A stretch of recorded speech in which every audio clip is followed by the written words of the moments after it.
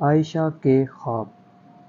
ایک دفعہ کا ذکر ہے کہ کسی گاؤں میں ایک عائشہ نامی لڑکی رہتی تھی۔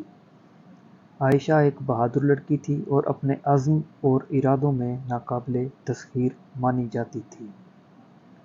اس کا دل خوابوں سے بھرا ہوا تھا اور دماغ دنیا کو فتح کرنے کے لیے بے چین تھا۔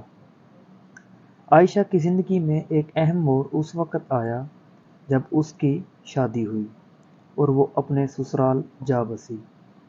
وہ بہت امید رکھتی تھی کہ اس کو اپنے سسرال میں بہت عزت اور احترام ملے گا، مگر اس کے تمام خواب چکنا چور ہو گئے، کیونکہ اس نے جلد ہی اس بات کا اندازہ لگا لیا کہ اس کا یہ خوابوں کا گھر بہت ہی مشکلات اور چیلنجوں سے گھرا ہوا ہے۔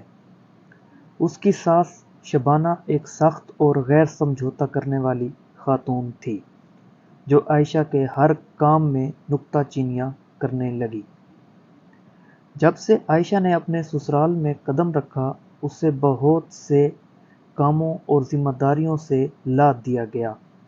وہ پورے خاندان کے لیے کھانا پکانے کے لیے صبح فجر سے پہلے اٹھتی اور کبھی نہ ختم ہونے والے کام کاج کی طرف توجہ دیتی اور اپنے شوہر اکرم اور اس کے بہن بھائیوں کی ضروریات کو پورا کرتی۔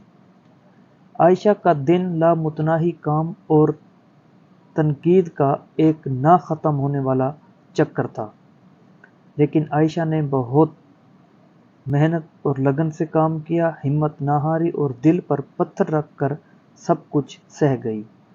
عائشہ کو اپنے شوہر اکرم کی طرف سے کچھ حمایت حاصل ہوئی۔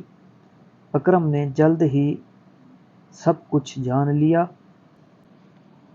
اور عائشہ کے شانہ بشانہ کھڑا رہا، اس کی حوصلہ افزائی کی اور حتی الامکان اس کی مدد کی۔ دن ہفتوں میں اور ہفتے مہینوں میں گزرتے گئے۔ عائشہ خود کو ثابت کرنے میں لگی رہی اور اپنے سسرال میں عزت اور مقام حاصل کرنے میں لگی رہی۔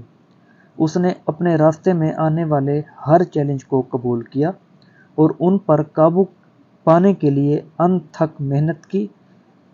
آہستہ آہستہ عائشہ نے کھانے پکانے میں مہارت حاصل کی اور اسے اپنے لذیذ کھانوں کی تعریف حاصل ہوئی۔ اپنی جدوجہد کے درمیان عائشہ نے اپنی حقیقی جذبے یعنی سلائی کے کام کا پتہ لگایا۔ وہ خوبصورت لباس بنانے میں ماہر تھی، لہٰذا وہ پورے خاندان کے لیے لباس تیار کرنے لگی۔ عائشہ کی قابلیت ناقابل تردید تھی اور جلد ہی اس کے پیچیدہ ڈیزائنوں نے پورے گاؤں میں دھوم مچا دی۔ عائشہ کی قابلیت اور مہارت کی بات پورے گاؤں میں پھیل چکی تھی۔ لوگ اپنی مرضی کے لباس سلوانے کے لیے دور دور سے اس کے پاس آنے لگے۔ اس کے سسرال والے جو کبھی اس کو حقیر سمجھتے تھے، اب اس کی قابلیت پر حیران ہوئے اور اس کا احترام کرنے لگے۔ اپنے شوہر کے ساتھ مل کر عائشہ نے اپنے علاقے میں چھوٹا سا بوتیک کھول لیا، جس کا نام اس نے عائشہ کے خواب رکھا، جو دن دگنی اور رات چگنی ترقی کرنے لگا۔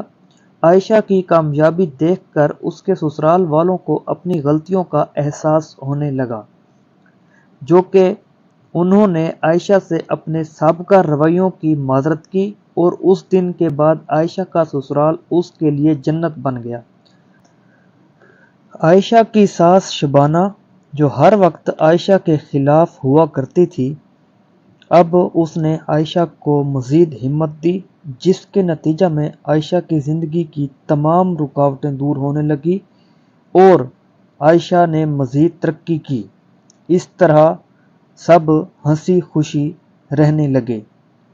دوستو، اس کہانی سے ہمیں یہ سبق ملتا ہے کہ زندگی کے ہر موڑ پر صبر سے کام لینا چاہیے اور محنت اور لگن سے کام کرنا چاہیے۔ اللہ آپ کے لیے آسانیوں کے راستے ضرور کھولتا ہے۔